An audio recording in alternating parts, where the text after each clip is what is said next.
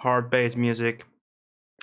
All right, so let's get this started. This is a package from Play Asia. That's how you could get the game, because the orders on their actual site, on their actual website, to buy 16-bit Rhythm Land would not actually.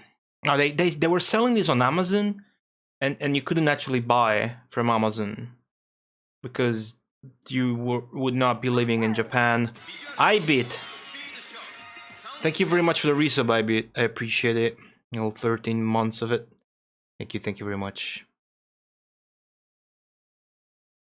Pop rim to drop, man. Drop where? Hey Biff, what's going on? So what I did was Play Asia was also selling it. Jiggy, fucking Jiggy, man. He streamed this like ages ago. Yeah, this came out technically early February. So here's my copy, and oh dude. Okay, it comes with a soundtrack. I wasn't sure, and I didn't remember, but it does. It comes with a fucking soundtrack. And I killed a webcam. I just touched the webcam and I killed it. Dude, I should have been a YouTuber, you know, unboxing shit. I got 3 hands, look. Not even masturbating when I need it.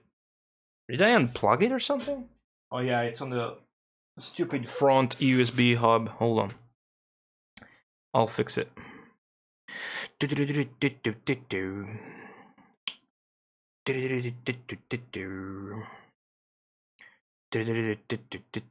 you go. Alright. We this to be a less shit house, maybe. No, OBS and webcams never get along well. Okay, that's much better, in my opinion.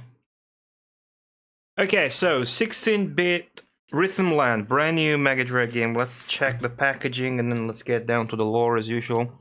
As I was saying, this comes with a soundtrack. I was not sure that it did. I am fucking amazed. 2019 Columbus Circle, not for sale. Nice. Good stuff. There's 20 tracks that I know of. Yeah, that's 20. I see good dot art there. So I see good sprite work.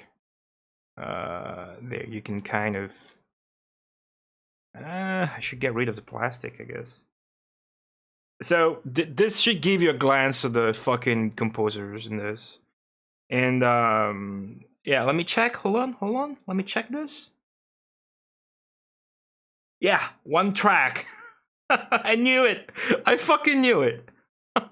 There's only 1 track by Yuzo Koshiro. Everybody's like, oh, new Mega Drive game with music by Yuzo Koshiro. Oh. There's only 1 fucking track by him. I fucking knew it. I knew it. I feel good now. So, yo, music by Yuzo Koshiro. Nobody's enough of a lore master to know all the other amazing and even more influential people maybe that worked on this game, and not even just on the music. But thanks again, Jiggy, for the resub, all the 18 months of it, by the way. Check on the chat. Yeah, exactly, Jiggy. Hey, Candy, SDS, what's going on? Okay, this plastic is super tight. How do I freaking? Oh man, I'm not gonna peel it off. I don't want to lose the value. Alright, hold on.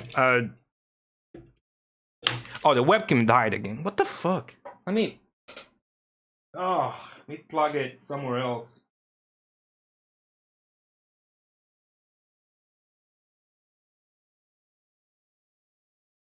Alright, hold on. Okay. And okay. Alright, trying again now. Gonna get a donation goal through freaking new webcam. Just kidding, I even have a spare one. This died. This just died. Oh, fucking annoying OBS with the webcams, dude. It's the most annoying shit ever. I swear. There's nothing more annoying than dealing with webcams and OBS at the same fucking time. Absolutely nothing at all. Alright, regular the exposure again, blah blah blah. Okay, good enough. Let's have at it.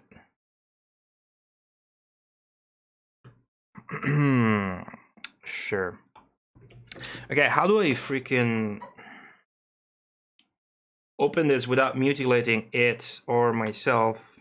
Seems to be a... really should have done this beforehand. But I didn't.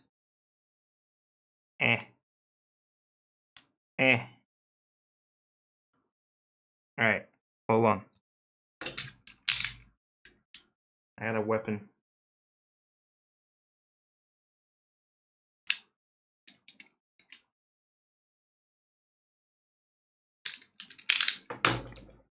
That should be good enough. Yep. Alright. Alright, here's the soundtrack. So the game comes with an original soundtrack. Much cheaper than new other releases from West, by the way. And it comes with a soundtrack, so there's that. Not that I would ever listen to a CD soundtrack of this game. And I got the cartridge, hopefully, but you never know. Yo, Malone, what's going on? Yeah, this, as we will see, this also has a little twin brother. I wouldn't say it's the Famicom version of it, but it does have the same name. We'll look into that later for sure. Alright, let's just take a look at the CD, I guess. That's all there is about this. Oh man, look at this, no scratches, great condition. Alright, pretty straightforward. Made in Taiwan, not for sale. The Columbus Circle logo looks like a Puyo, a little bit. Alright, here's the track list.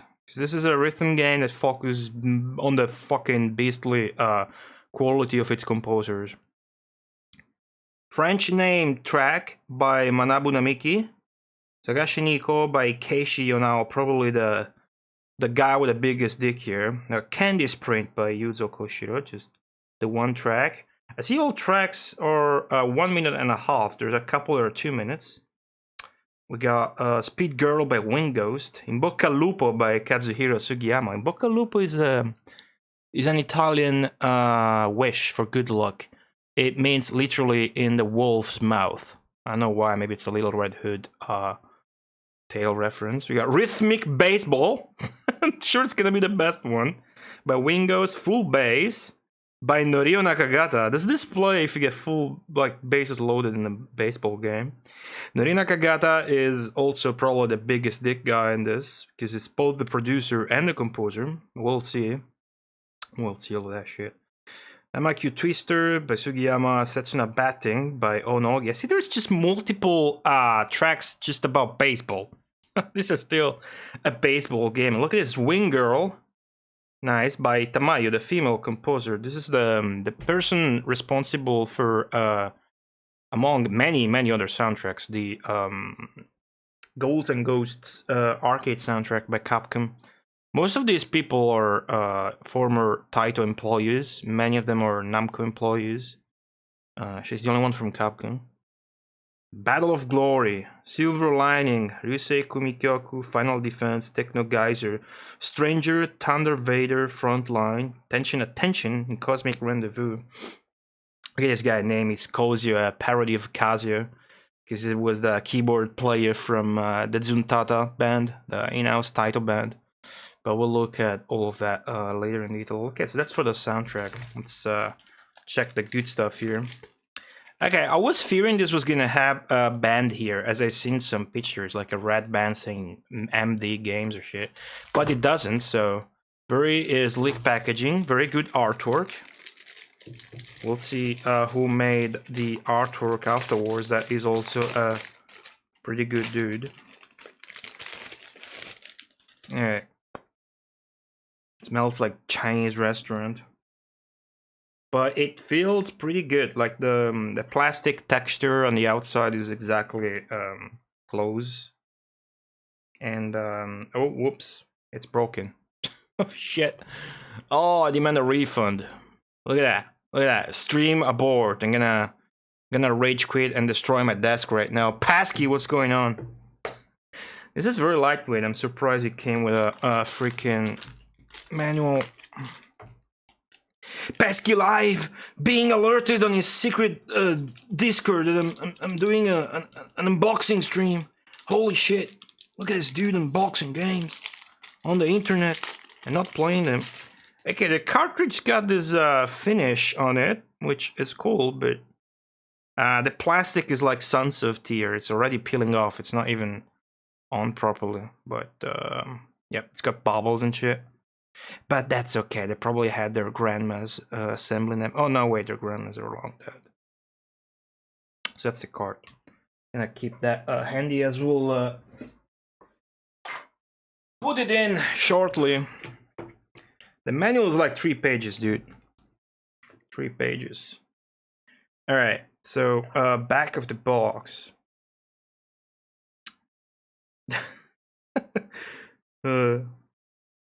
この時代に FM 音源のリズムゲームがやってきた. Something about this era and playing a game with FM sound. Like it says, if you play a game with FM sound in this era, you have the biggest dick. Right. So it's got all the credits on the back and shit. It's some screenshots that look really good. Like the art in this game is pretty good, but the gameplay is probably gonna be shit, isn't it? Then again, it's a rhythm game, so who gives a fuck? All right, so Columbus Circle, made in China, but the CD was made in Taiwan. All right. Wait, do I have the other piece of glass? No, dude, they sent me a broken box. It didn't even broke on it, and oh no, it did break on the way. Look at that. I got the little fuck. God damn it. God damn it. All right. Fuck. That's why I record games when I open them up, so I can complain and provide proof. I'm not even kidding. I would have opened this up earlier and like took a picture of the manual and stuff for the stream, but that's why I didn't, because in case the stuff gets damaged in the way here, which is more often than not the norm in fucking Italy, shittiest country ever. So yeah. Right, introduction, some dot art. The packaging looks actually, like the manual looks pretty good quality. Like it's got a little border on top. That's nice enough. Oh man, these are good ass little baseball sprites. This is a baseball game. The fucking baseball game. Best timing to get this. Here's the mini games. There's 4 mini games. Running Girl, Melodian Shield, Music Baseball, and Earth Crisis. Is this gonna be like Metro Cross? Because some people, like at least 2 or 3 people in the staff did. Yeah, dude, there's a Metro Cross minigame or something like that. Probably not 3D movement, just side scrolling left and right or something. Just jump probably. But yeah, 2 or 3 people worked on Metro Cross from the staff here for sure. Alright, what does it say? Welcome to 16-bit Rhythm Land. In this game, you will blah blah blah and blah blah blah. It's a timing game. FM sound. Gonna make your big and large like never before. Columbus Circle, blah blah blah. Yeah, Columbus Circle is a square in New York, right, or something, right, in America. And it's got this like Columbus Circle, indeed, which is like a ball, like a world map or something. And the center of the square.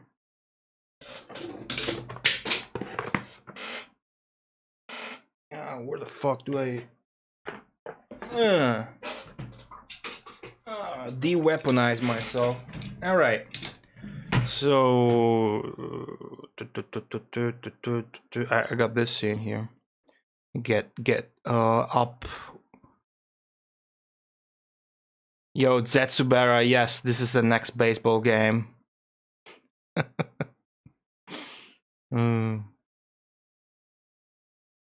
I mean, if they had just freaking put more bubble wrap around that. Wouldn't have broken, but then again, it's not their fault. I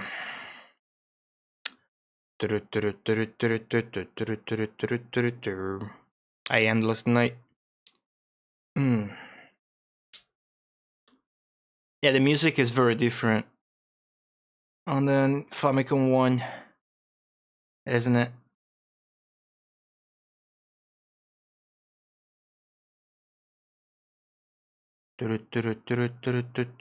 Hey, Tango Bunny, what's going on?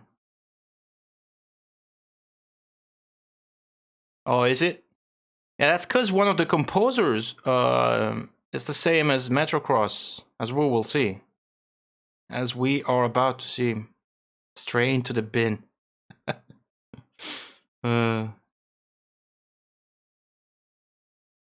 Baseball Stars ever make it to the Mega Drive? What is Baseball Stars?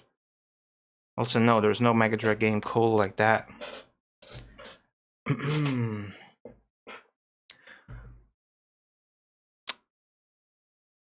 Alright, let's go. Let's go. Caught up with chat. Now to never read chat again. Nintendo, what's going on? So, 16-bit Rhythm Land. We're about to talk about this game. New Mega Drive game hailing directly from Japan. Releases now on the 21st of February 2019. Courtesy of Columbus Circle. It's got a little broader version of it too. It's the Famicom version. They came out exactly together. Bam, look at that. So let's take a look here. I'm gonna bore you all to death now. Let's just talk about the other games that they released. Mostly Famicom stuff as far as development goes, or Super Famicom stuff, as we will see. So this company, if you check their website, they mostly just sell stupid ass compatible consoles like clones and shit. Let's see if I can fix the webcam. There you go. Just a lot of peripherals, clones, compatible consoles, and cables, shit like that. But starting from 2016, they started putting out some interesting releases as their, releases that are new, but for old consoles. So let's take a look here quickly at what those consists of. What is English even? So this is Kira Kira Star Night DX for the Famicom, released on the 24th of May 2016.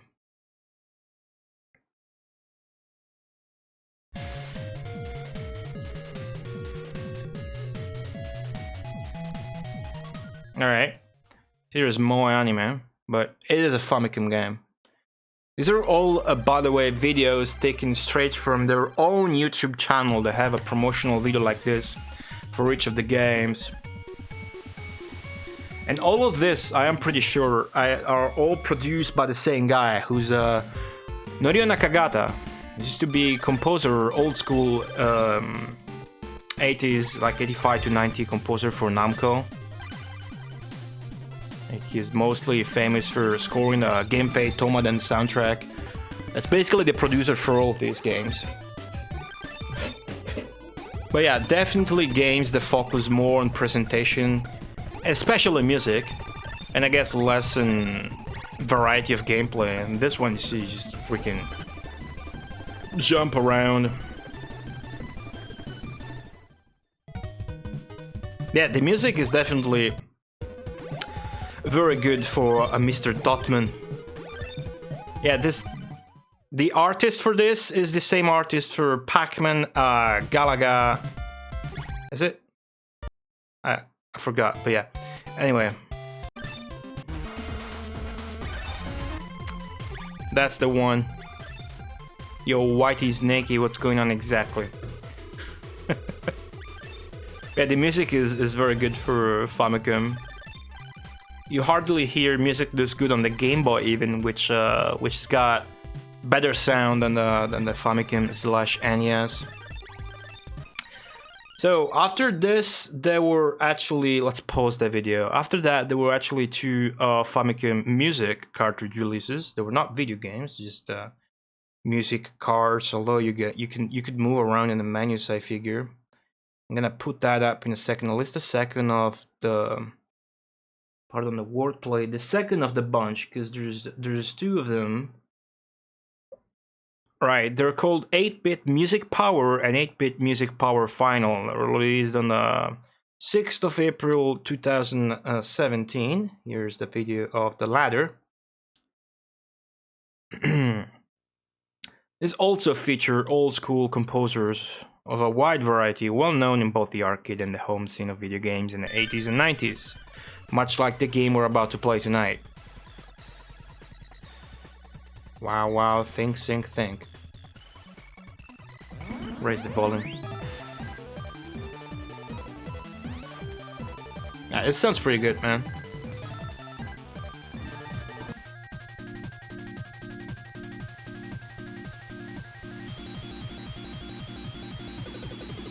Catch up with chat a little bit.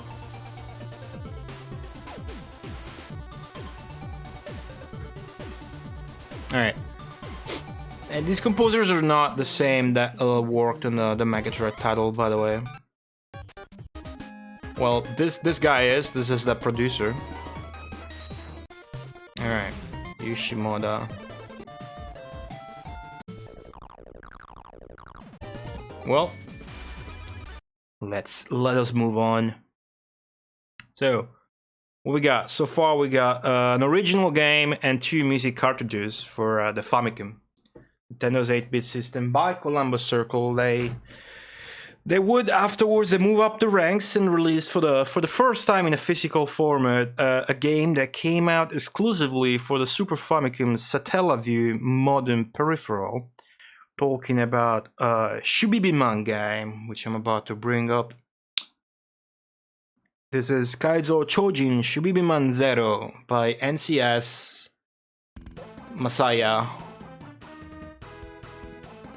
This is a Super Nintendo game, so kind of shitty resolution video here. Joke, have to laugh. So this game actually came out in 1997, but it never saw a physical release. This game has a 1994 copyright. Again, it's a Super Famicom game, it's a Super Nintendo game, but it never saw a physical release until Columbus Circle gave it one. It's a good series of games, the Shubibiman 1. Shubibiman, look at that romanization, it's pretty fucked up.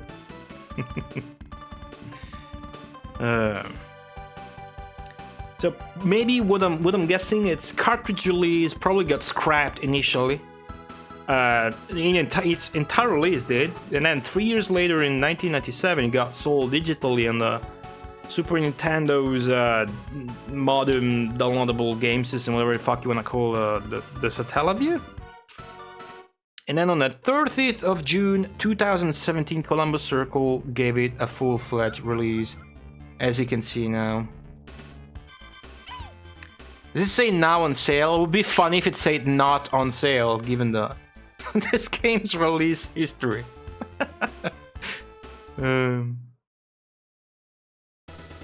I muted it. Okay.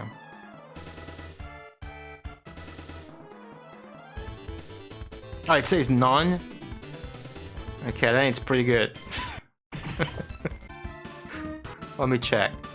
Oh, it does.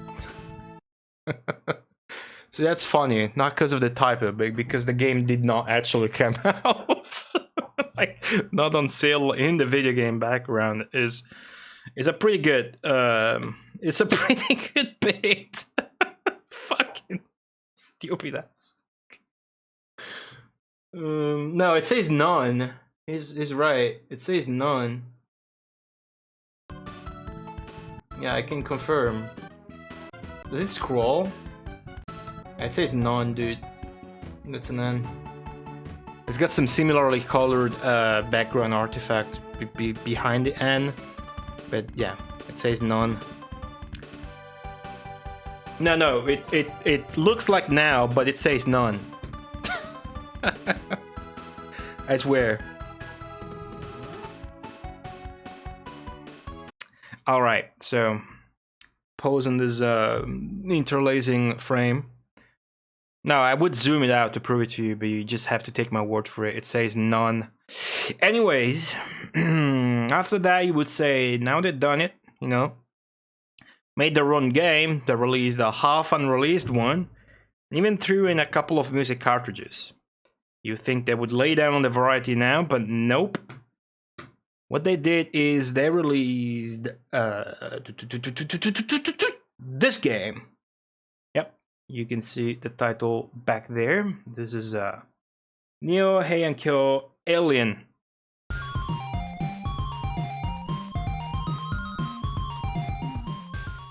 It's probably loud as fuck. That's probably better. Now, this game was immediately announced after the release of Shibibiman Zero.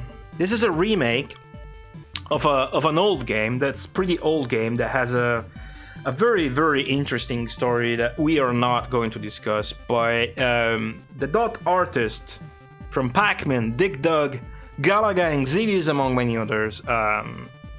Hiroshi Ono worked on this game, among probably the other all-star members that Columbus Circle probably employed for this game's cast.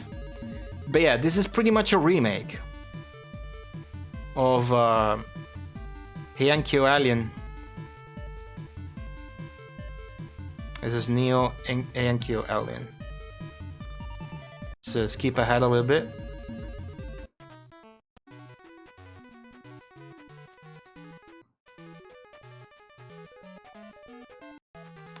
And at least in the games the composer has worked on. They employed a single composer for this one. That's peculiar. Are they?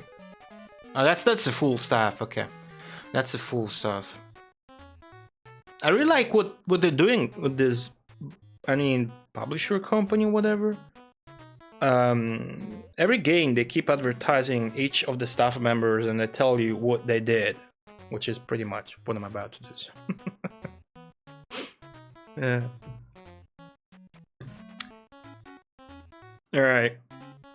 Now, the interesting bit to note here is that Nakagata, the producer and also the composer for Rhythmland, and I'm guessing this game as well, of course, had worked on a game which is Zombie Nation on the NES for the company that put out the Game Boy version of this game, the Game Boy Heian-kyo Alien. And the guy that did the box art for this, that you see here on the screen, is the same that did the box art for 16-bit Rhythmland that we're gonna play, who's Yuichiro Shinozaki. We're gonna look at that guy later on. Now, proving their strength in the Famicom field, their next release is actually an overhaul of a game that was released in 2010, and it was not a Japanese game, so this is pretty peculiar. The game we're talking about is Battle Kit, Fortress of Peril. They redubbed as Battle Kit Kikennawana, Dangerous Trap. Now, this itself was already a recent game, as we've seen, as it was said, and they just basically marketed as a cool game that they brought to Japan. It's kind of a, I don't know what you want to call this, Mega Man meets I Wanna Be the Boshi, pretty much. Which makes sense, this is a 2010 game, and that kind of stuff was going on pretty hard at the time, if I memory serves me right. But yeah.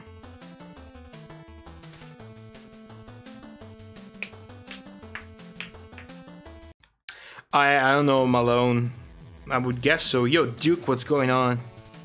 Duke with a soon-to-be blood fart. Yeah, Zombie Nation is fucking awesome. Maybe I should play that in there. It looks very good, at least. All right, so let's get rid of these meme games for now. We're gonna talk about the good stuff. And then finally, Releasing simultaneously on the 21st of February 2019, we have 8-bit Rhythmland and 16-bit Rhythmland. I'm digesting the broccoli I had 20 minutes ago. Oh, it's on Steam. Okay, cool. Now we're gonna focus on the latter, of course, 16-bit Rhythmland. It contains 20 songs made by composers from the old scene who are so good that honestly I'd be happy with the purchase, even if it were just a music cartridge. It was a little launch event. There was. Let's see if yeah, I got some cool pictures. See if I can manage OBS to show me the titles. All right. There's a little launch event in the Surugaya Shinjuku Marui Annex store featuring some of the staff members, including the multi-talented producer Norio Nakagata, which we mentioned. And what's peculiar is attending the meeting as like part of the meeting stuff. Not meeting, more like event / talk show / signing session was a cosplayer by the name of Memi Aizawa. This is actually her Twitter. From where I took these pictures. That's hold on. It's gonna be embarrassing now. It's this person. She's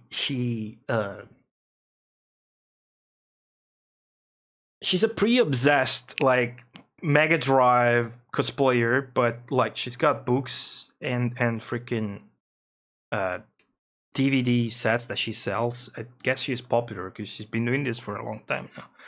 But what's cool is that they actually look. She's like hanging out with the dudes that made this game. That she attended the meeting and stuff. And if you check her Twitter, there's a bunch of other pictures with the, like this kind of old dudes from the scene. This is a picture she took with the dudes responsible for 16-bit Rhythmland.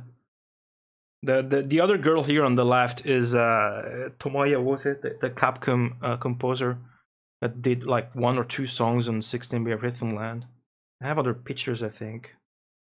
Yeah, this one has Norio Nakagata from left to right. Then the fuck is that dude artist's name? Starts with an A, and that's her, and that's Yuzo Koshiro. The dude probably worked on the Famicom version. Should be another. No? Yeah. So pretty odd. Pretty odd.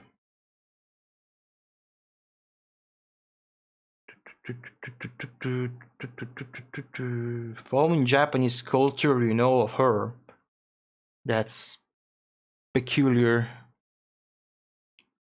Why would she hang out with Wolfie? Anyway, that was embarrassing. I got her blog link and Twitter link if you're interested. It's in the lore paste bin. You can find that shit in there. But yeah, the event was basically a talk show and a signing session. Now, Columbus Circle also collaborated with other companies such as Pico Interactive, which re-released a bunch of games for the Mega Drive. What? Hold on, cat's going crazy.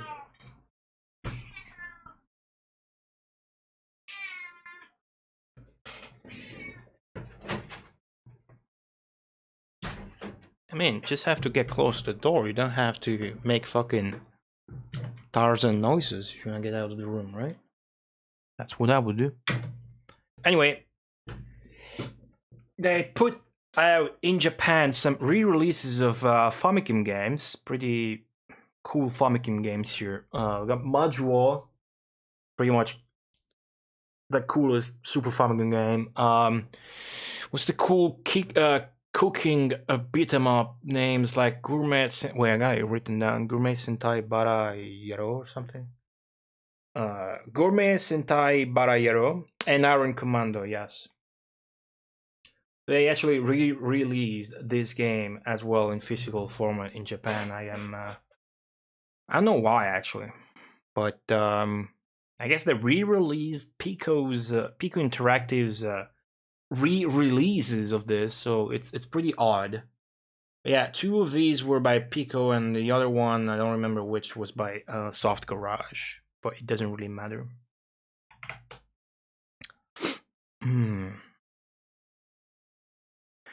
What's up, Garg?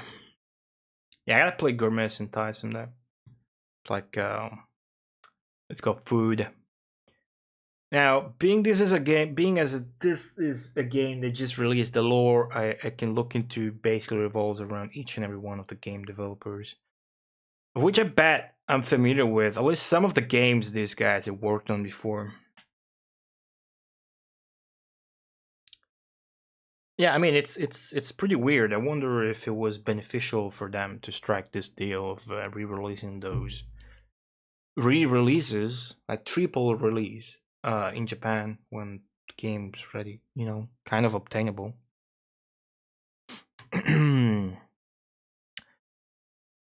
So, looking into this guy, it's surprising to see how experienced the team for this game is. Gonna put up a really good picture now. Get ready. All right, really good picture on the screen now. I can say whatever I want now. All I need is this picture on the screen. Now it's really cool to see how experienced these guys on this team are in the actual old scene of good games, but it's also very encouraging if you like Mega Drive stuff and you like how often new Mega Drive releases are coming out. It's very encouraging for the scene that's very flourishing nowadays of new Mega Drive releases.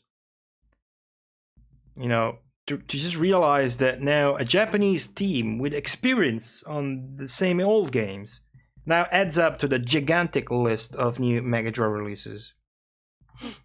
Right. So we're gonna talk about this dude now that you see performing with a Gunpei Tomaden mask and wig combo on a stage. Really, this is Norio Nakagata, the main producer. Should have a little poetry. There you go. Now, this is a composer from the old school scene, having worked on around 11 Namco arcade and Famicom games from 1985 to 1988, most notably the 1986 arcade game Gunpei Tomaden. Probably the most influential game he's worked on, I would say. After that, his career continued on home system as he kept composing on several games, mainly for Nintendo platforms, but he would later transition to mainly PlayStation and PlayStation 2 stuff, more prominently with the extremely prolific Kamen Rider series of video games by Bandai. So, although he started off with Namco, he then moved on to Kid, Kindle Imagine Develop, where he worked as their first sound designer. Then worked for Melduck, then Case, both being companies involved in the making of Zombie Nation, where he not only composed but also directed, much like he would in Rhythm Land 28 years later, and most of these Columbus Circle games that we looked into. An interesting oddball game he's worked on would be the X68000 Shmup Scorpius, the Japanese computer Sharp X68000. Maybe his only computer FM soundtrack, much like Rhythm Land, might be his only one for consoles, because he hasn't worked on Mega Drive games before. Nakagata has his own company website where he lists even more titles than the 36 present on the Japanese Wikipedia article, which is Digifloyd. Not really sure what's up with that. I guess it's his company name or something. Now, after Nakagata, we got more dudes. We got a dude called Kazuhiko Sugiyama, credited as programmer and composer. There's no picture because he didn't do much, but working on the number of Taito games, starting from Rust and Saga 2 in the 88.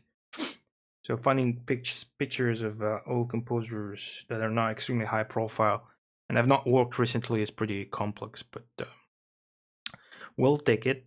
And we got another guy credited as programmer, this time not double jobbing as composer, is Hiroyuki Kito. Does not seem to have been a high profile developer, although he might have been using Alice's. Anyway, the only credits I could find about this guy are those for Mario Party, DS, and Namco Museum Essentials. Let's move on to the graphics dude, which are perhaps the most interesting.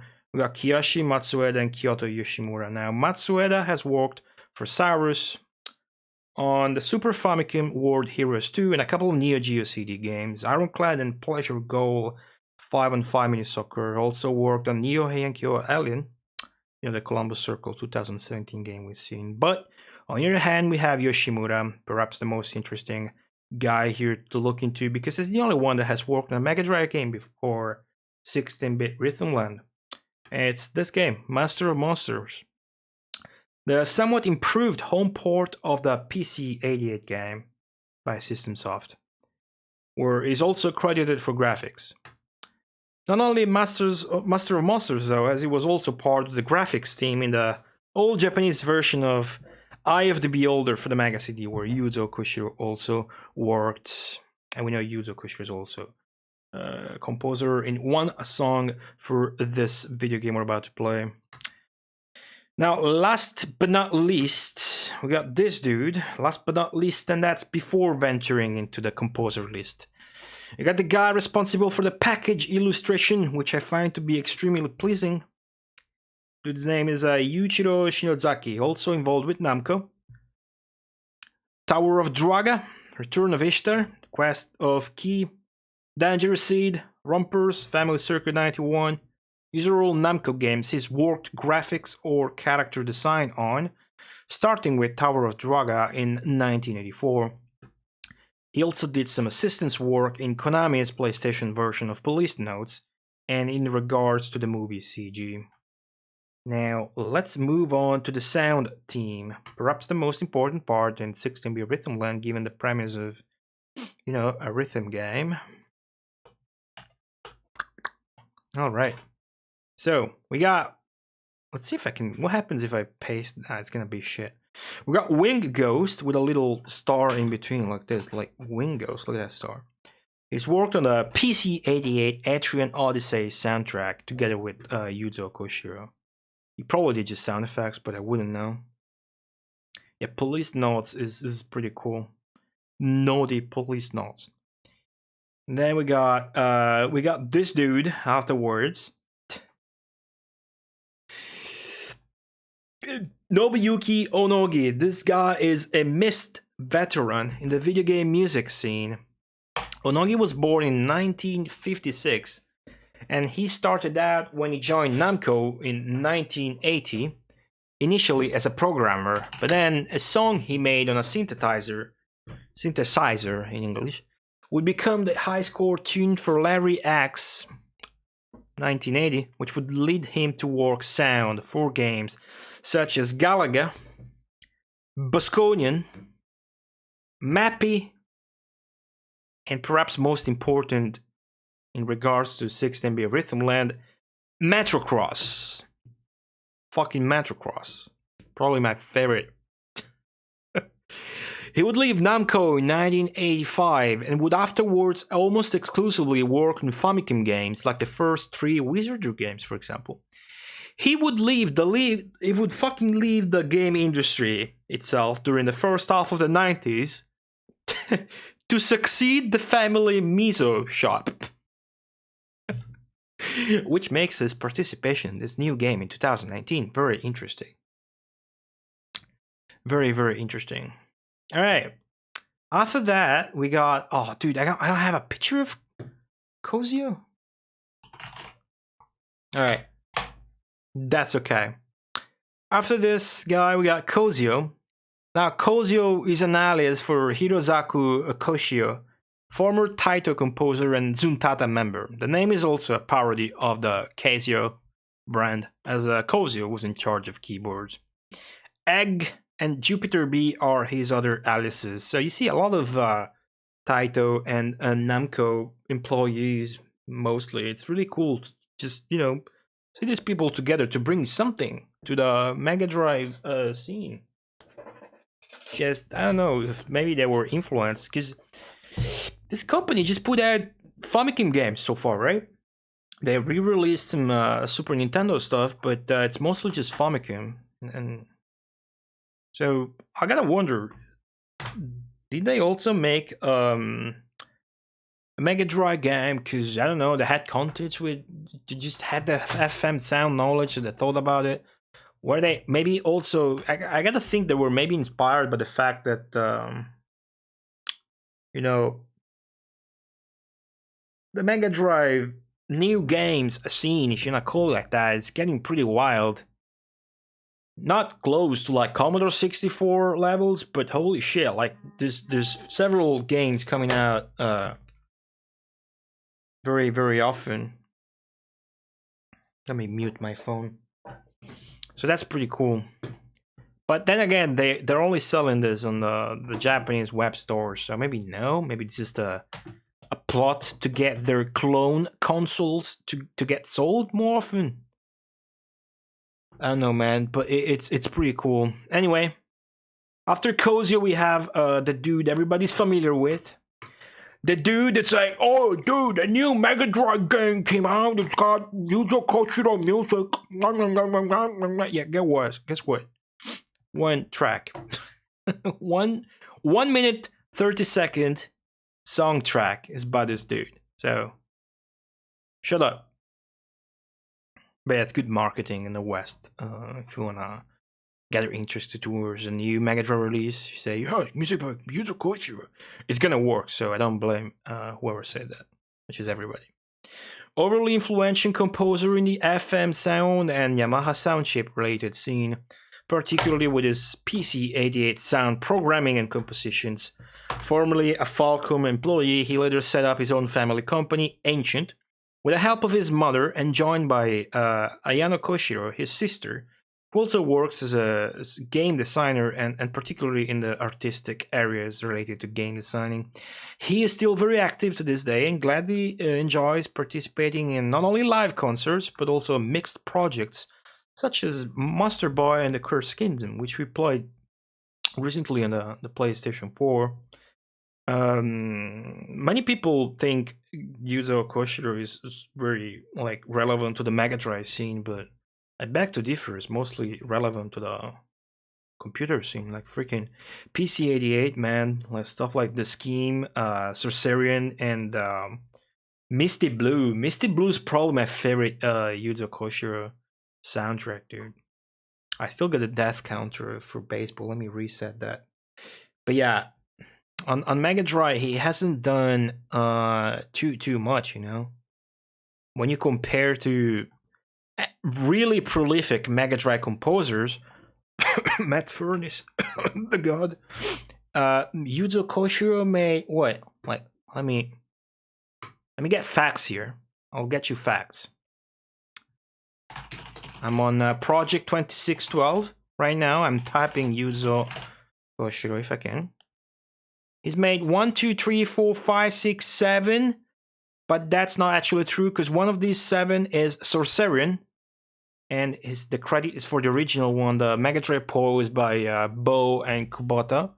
So like 6, one of which is Lab Fight. So 5.5 soundtracks on Mega Drives, like Streets of Rage 1, 2, 3, Revenge of the Shinobi, Beyond Oasis, and then you get Slap Fight. That's you can barely feel a hand with those. Couldn't even fit my ass in that. No, there's no Michiru Yamane Endless Night. That would have been pretty cool though. Yo, Vividzor, about to do rhythm gaming. Don't make fun of me. Don't make fun of me. Ancient did a bunch of stuff, yeah. If you want to look more into Ancient lore, maybe you'd be interested in Avoid, which is the lore shock for Beyond Oasis. Don't judge me. Exactly, Mango. Exactly. It's also the only good Mega Drive game, right? And the only Mega Drive game with good music, Mango. Right. All right, let's get rid of Yuzo here. Let's talk about Kazuhiko Sugiyama. And I do not have pictures. This is also another former Taito employee. He also started out in 1988 with the development of Rasten Saga 2. Rasten Saga 2 is like a cornerstone where most of these dudes initially met. Interestingly enough, he was a programmer. Remember, we're talking about the composers for this game. It's like 7,000 people. So, Kazuhiko Sugiyama, interestingly enough, he was a programmer rather than a composer. He still appears twice in the credits, so perhaps his role in 16-bit Rhythm Land is more close to that of a sound engineer. Actually, we could tell by looking at the soundtrack. I don't think so, you know. Sugiyama, yeah, 1, 2, 3, 4. 4 songs. This is actually the one that made most songs. Yeah. So there's that. I actually hope the game lists who made each song during the game, or at least the game title, so I can look them up on the freaking, you know. After Rust and 2, you can only go up. Man, my dick is gonna go up pretty high. Alright, so after that,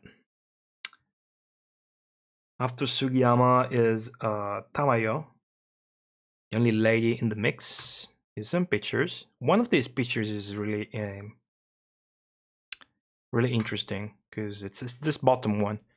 This bottom picture is a picture from the Capcom sound team, and she's the one in the middle holding the cup. If that's her hand, but yeah, the one in the middle, the back. It's Tamayo Kawamoto, seemingly the only female in the group, is another former Taito employee and also a Zuntata member. She started with Capcom in 1984, though, as one of their first in-house composers, working on Sun Sun as her first game and collecting a multitude of credits, including the likes of Legendary Wings, Avengers, Tiger Road, and Black Tiger, 1943 Kai Midway Kaisen, Forgotten Worlds, and Ghouls and Ghosts. These last 2 games will get ported on Mega Drive, like 1989, and their soundtracks would be rearranged by Ippo, not Ippo Yamada from Capcom, but Ippo Takeuchi, Itsuho Takeuchi, the female composer for Phantasy Star 3 and 4. That's pretty interesting, actually. Female composer for both the arcade and home version of the game. But granted, I don't really like the sound of those Mega Drive ports. Like, the actual ports are fine, especially the Ghouls and Ghosts one, but the music porting isn't that great. It's pretty bland. I didn't put it up in the intro for that reason, but I was going to. Oh, nice, Jiggy. Nice. Yo, Jay, what's going on? The one beyond the cute one. I know, man. I know, man. You know who's the cutest? Techno Uchi is the cutest, dude. Look at this dude. This fucking dude's pictures are fucking read this dick. Oh, this guy's dick can reach the fucking moon, dude. Look at that. Fucking bottom left one. Techno Uchi, alias for Yuji Takenouchi. This former Konami composer started in 1989 with a bunch of MSX and X68000 games, like Ajax and Space Mambo, fucking Manbo, whatever you want to pronounce that. Freaking probably most known MSX shmup with somebody mentioned Michiru Yamane. Space Mambo also has Michiru Yamane music. Ajax and Space Mambo would be this guy's first games, and there's a Quarth, Metal Gear 2, and SD Snatcher, all in 1990 and all for the MSX. After that, he started working on arcade titles such as Axion, X-Men, Gaiapolis, and Mystic Warriors. In more modern times, he's been active and prominent in a way not akin to most of the other composers here, as he has been a lead sound designer for the exceedingly popular Demon Souls on the PlayStation 3 and its sequels, making this guy officially biggest dick dude in the team, or maybe second biggest dick, but first place dick by the pictures alone, dude. I mean, look at that center shot.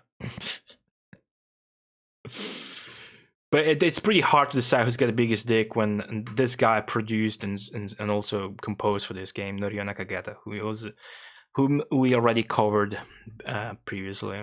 But yeah, let's move on. Let's move to a younger dude who scored songs as well. Should point out which songs did either of these each of these guys score. This is Manabu Namiki, yet another composer who worked on many great titles of the old guard. And yet another composer involved with great companies and people from the old scene, because Manabu Namiki has worked for Alumer, NMK, Aiding a Raising, and for a whopping 8 years he's been part of Basescape, which is Hitoshi Sakimoto's sound company, which probably would have been the biggest dick of all of them if he had worked on this game as well. Zarok, what's going on? Thank you very much for the host. Hope everybody's enjoying the lore. So Manabu Namiki worked on the very first track with a French title, Feel the Ruins.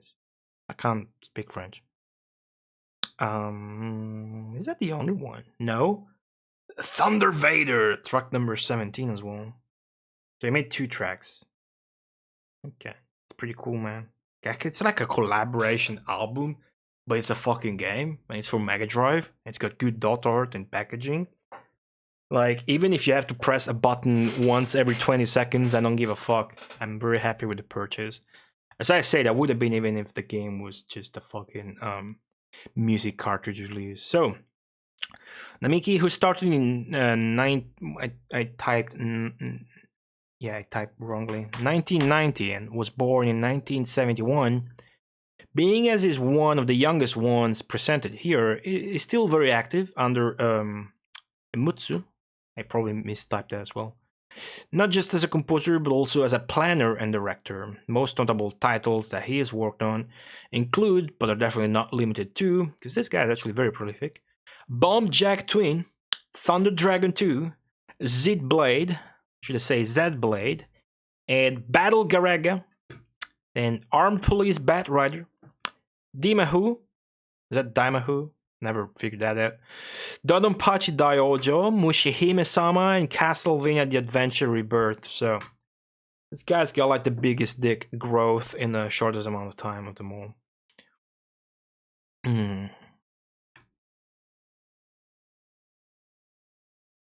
Juno, what's going on? I misread the kanjis there. Oh yeah, the pronunciation. Oh, Damaho, okay. I see.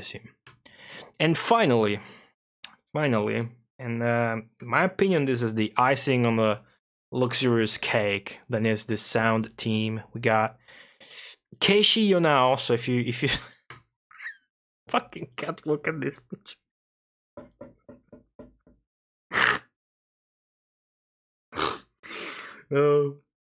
If you thought the previous dude had the biggest dick, think again. Fucking think again. Yo, hip hop, glad you're enjoying. Welcome. It seems like the last dude has the biggest dick. Keishi now is like a legend. If you're not familiar, I'll introduce you. Let me see which tracks he made. He made Stranger, track number 16. And track number 2, Sagashi ni Iko. Let's go search. Just those 2, and I bet they're the best ones. You wanna bet this guy's tracks are the best ones? Do you want to fucking bet? Because I would say this guy's the most experienced with FM sound. But I won't say it's the least experienced with a 2612. Not that it matters once you're that good in those old times, but then again, nobody ever made music on that chip before other than Yuzo Koshiro. But I guarantee this guy's 2 tracks are 7 times better than Yuzo's single track. Right, Keishi, now born in 1969, is the composer associated mainly with the Asuka 120% and the Dies Irae series. Dies Irae, I'm pronouncing it the right way because it's Latin and I'm from ancient Rome myself, so get fucked in the ass. But other notable works include fucking together with Ryu Takami, which is what 1997 or 96, the elf porn adventure game. Like, it's pretty much the most known visual novel for the PC 98, right? He even got like PlayStation 2 and Southern ports, although they took the porn out. But yeah, if you're not familiar with the Uno soundtrack, dude, the other composer passed away, unfortunately. But seriously, seriously, it's one of the best FM sound scores of all times. Like, easily, everybody who doesn't know that should know that by now. But also, generally, he made a bunch of other computer game soundtracks, such as Mad Stalker and Star Trader on the X68000, or even Mahjong Fantasia, the first one at least. I don't know about the second one, surely not the third one. I remember Tane streaming that. Tane is a big fan. Tane rules. More recently, though, he also made a shooter Strania. It's a shooter that came in, what, 2012 maybe? Something like that? A shmup. It's called Strania. Strania de Stella Machina. It's a shmup with really good music. Arthur, what's going on? It's all pictures I took, exactly. Yeah, I'm very happy about this release, and I'm very happy this dude, Ashio, now somehow ended up working on a Mega Drive title as well. Given how his works are mainly limited to the home computers. Yeah, Strania is fucking awesome, dude. Strania is fucking awesome. I've seen Tane. I've seen Tane stream it a bunch. I would just leave the stream on and listen to the awesome soundtrack and occasionally masturbate to Tane's voice. Tane's voice sounds like he's got 3 balls. and he's got the best voice. Alright, guys, that was my research, my lore for this game. Why do I do all of this lore? Asked nobody in chat. Yeah, these segments are really I don't know. I would never do these just for the sake of them and doing those on stream. Although it's fun, but it's really time consuming, you know. But my objective, and I'm looking into it for this year, is to actually upload all this shit on my own web app or website. So you can like browse, and then it becomes sort of a repository of research about composers, mostly, but developers and just video game lore in general. So that's 16-bit Rhythmland lore. Let's jump into the fucking game, man. Can't wait.